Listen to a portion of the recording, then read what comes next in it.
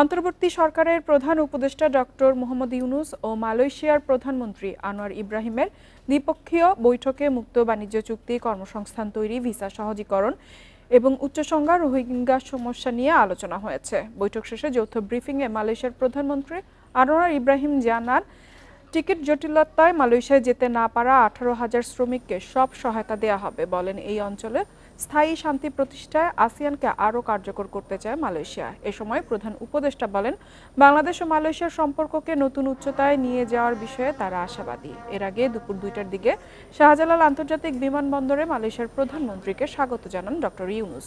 এ সময় আনোয়ার ইব্রাহিমকে দেওয়া হয় গার্ড অব অনার। পরে বঙ্গভবনের রাষ্ট্রপতি মোহাম্মদ শাহাবুদ্দিনের সঙ্গে সাক্ষাৎ করেন আনোয়ার ইব্রাহিম। সংক্ষিপ্ত সফর শেষে সন্ধ্যা 6টায় তার ঢাকা ত্যাগ করার কথা রয়েছে।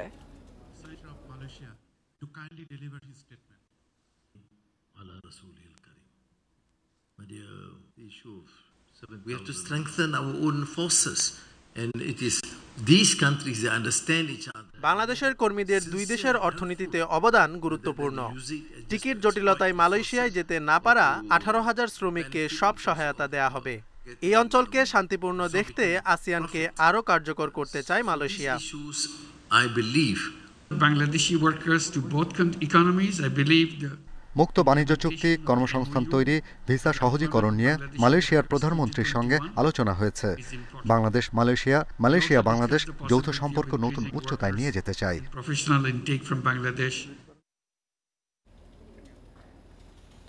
ডিমের বাড়তি দামের মধ্যেই আরও বেড়েছে ব্রয়লার মুরগির দাম। রাজধানীর কারওয়ান বাজারে সপ্তাহের ব্যবধানে 20 টাকা বেড়ে ব্রয়লারের কেজি বিক্রি হচ্ছে 200 টাকায়। আর 80 টাকার নিচে পাওয়া যাচ্ছে না কোনো সবজি। বাজার নিয়ন্ত্রণে গত 15 সেপ্টেম্বর মুরগি ও ডিমের দাম বেঁধে দেয় সরকার। তবে 3 সপ্তাহ হতে চললেও কোথাও মানা হচ্ছে না সেই দাম। সপ্তাহের ব্যবধানে 20 টাকা বেড়ে ব্রয়লার মুরগির কেজি বিক্রি হচ্ছে 200 টাকায়, আর সোনালী মুরগির কেজি 270 টাকায়। ক্রেতারা বাজারে গিয়ে পড়ছেন দাম নিয়ে নৈরাজ্যের মুখে। অনেক দোকানে নেই মূল্য তালিকাও। দাম বাড়ার পেছনে সরবরাহ সংকটকে দুষছেন বিক্রেতারা। আজকে 195 করে বেচতেছি 200-210 টাকা। তালিকা দিলে কাস্টমার দাম দেখে চলে যায়, 200 টাকা হঠাৎ করে বাইরে গেছে। তো গত সপ্তাহেও ফার্মের মুরগির ডিমের ডজন 160 টাকায় বিক্রি হলেও এখন গুনতে হচ্ছে 165 থেকে 170 টাকা। পাড়া মহল্লায় বিক্রি হচ্ছে 180 টাকাতেও। গত এক সপ্তাহ ধরে এরকমই দাম। সামনে সপ্তাহে কমবো কিনা এটা বলা যায় না। কিছু কিছু পণ্যের দাম বেড়েছে, কিছু কিছু কমেছে, কমলে আবার পরক্ষণে বেড়ে যাচ্ছে। কোনো জিনিসের দাম কম না, আগে যা ছিল এখনো তাই আছে।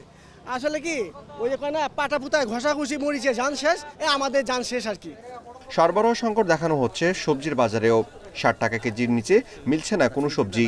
বেগুনের কেজি 100 থেকে 140 টাকা, কাঁচামরিচের কেজি বিক্রি হচ্ছে 320 টাকায়।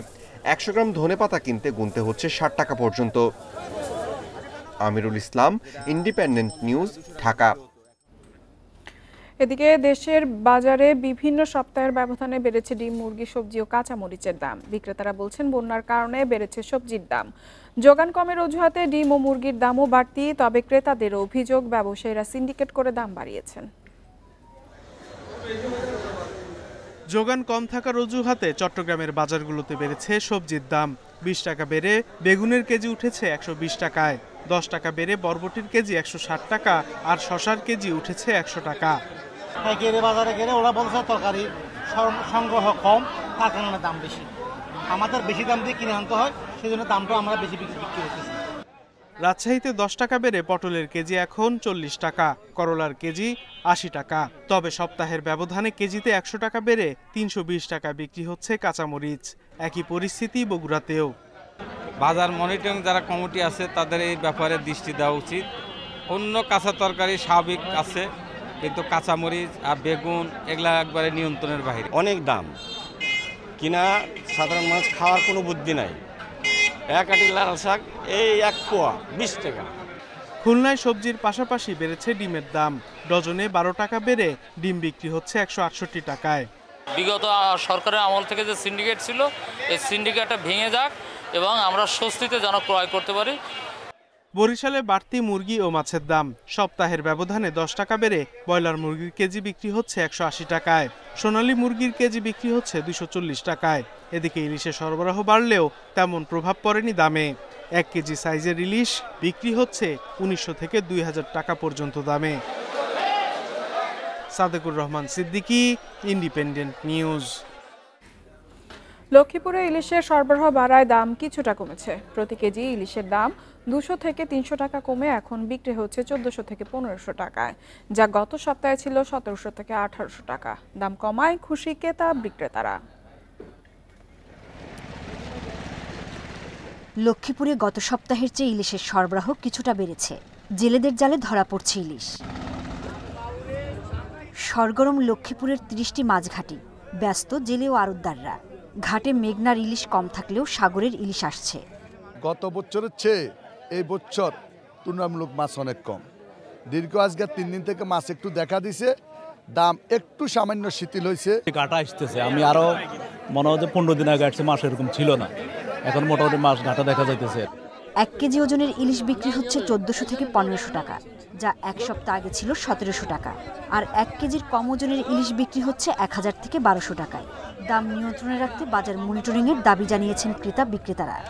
কিছু মাছ পাওয়া যাইতেছে, জেলেরা পাইতে আছে, রেটও অনেক কমছে আগের তুলনায়। আগে ছিল কেজি 2000 টাকা, এখন কেজি 1500 টাকা। বড় 1 কেজি যেগুলো আর জাটকা যেগুলো 4 কেজি 4টা কেজি এগুলো ছিল 600 টাকা, এখন 500 টাকা পাওয়া যাচ্ছে। মৎস্য কর্মকর্তা জানান, নদীতে পানি বাড়ায় মেঘনায় ইলিশ ধরা পড়ছে। ইলিশ মাছটা হলো আমাদের সাগর মাছ। এটা সাধারণত নদীতে যখন আপনার স্রোত হবে, পানি বাড়বে, তখন মাছগুলো উজানের দিকে উঠে আসে, তখনই কিন্তু মাছগুলো ধরা পড়ে। এখন সাধারণত বর্ষাকালে ইলিশ মাছটা ধরা পড়ে, সেই হিসাবে আমরা মনে করি যে বর্ষাকালটা ইলিশ মাছের জন্য মৌসুম। এবার লক্ষ্মীপুরে ইলিশ উৎপাদনের লক্ষ্যমাত্রা নির্ধারণ করা হয় 28,500 মেট্রিক টন।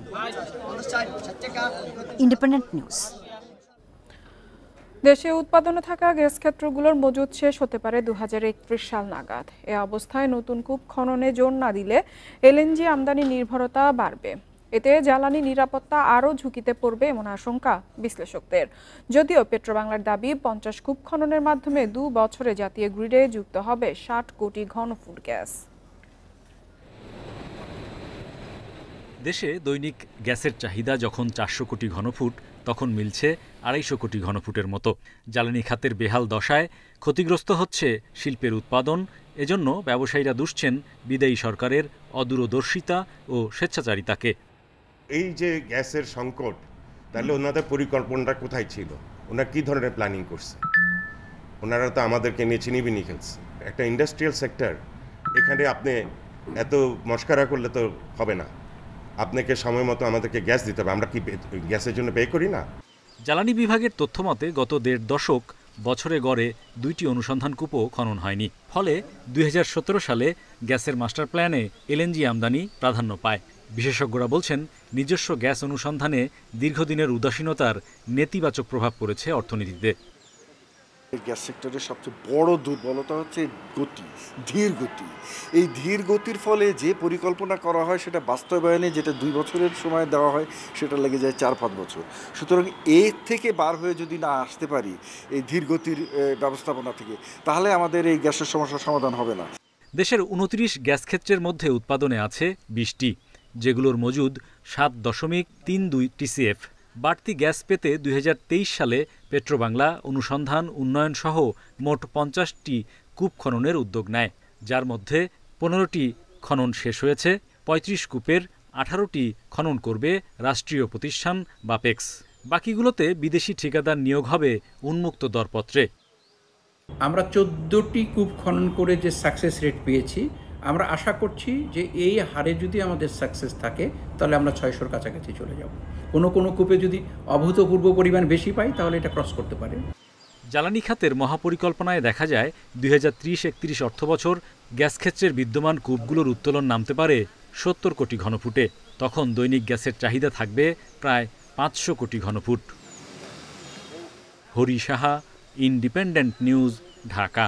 রংপুরে তিস্তার ভাঙনের কবলে নদী পাড়ের 3 উপজেলার 10 গ্রামের প্রায় 20,000 মানুষ। ভাঙনে ক্ষতিগ্রস্ত হয়েছে ঘরবাড়ি, রাস্তাঘাট, ফসলি জমি। সব হারিয়ে নিঃস্ব মানুষের আশ্রয় নিয়েছে সড়ক ও উঁচু জায়গায়। তিস্তা নদীর পানি কমছে, তবে বিপদ কাটেনি নদীপাড়ের মানুষের। নতুন করে ভাঙনের সর্বস্ব হারাচ্ছেন তারা। আশ্রয় নিয়েছেন স্কুল, সড়ক ও উঁচু জায়গায়। নদীতে বিলীন হয়েছে 20টি পরিবারের ঘরবাড়ি এবং 250 হেক্টর জমির ফসল। গুরুত্বপূর্ণ শঙ্করদাহ সড়কের 4 কিলোমিটারের 3 কিলোমিটারই ভাঙনে বিলীন। এছাড়া ভাঙনের মুখে নিজপাড়া, গদাই, পাঞ্জরভাঙা গ্রাম ও তিস্তা মহিপুর ব্রিজ সড়ক। আধ ঘন্টার মধ্যে মনে হয় হাফ মিটার ভাঙে গেছে, আর কিছুক্ষণ থাকলে আরো 1 মিটার চলে যেতে পারে। এখন থাকি বাড়ি ভাঙিয়েছিল 7বার বাড়ি ভাঙা, কোনো নদীর কাজ নেই। পানি উন্নয়ন বোর্ড যদি কাজ করে 100 বস্তা দিয়ে দেয়, 4000 বস্তা ধরে দিয়ে থই, এভাবে নদীর কাজ হয় না। আমাদের ভাঙনের হাত থেকে রক্ষা করার মতো কেউ নাই। পানি উন্নয়ন বোর্ড বলছে ভাঙন ঠেকাতে এলাকায় জিওব্যাগ ফেলা হচ্ছে। স্বল্প সময়ে আমরা প্রকল্প দাখিল করব এবং প্রকল্পটি পাশ হলে, অনুমোদিত হলে এই নদী ভাঙনের যে সমস্যা আছে তিস্তা কেন্দ্রিক, নদী ভাঙনের সমস্যা সমাধান করা সম্ভব হবে। চলতি বছর বন্যায় 8 বারের মতো ভাঙনের কবলে পড়ে তিস্তাপাড়ের মানুষ। Independent news. আর এই ছিল অর্থনীতি সারাদিনের আজকের আয়োজনে। আমন্ত্রণ আমাদের পরবর্তী সংবাদ।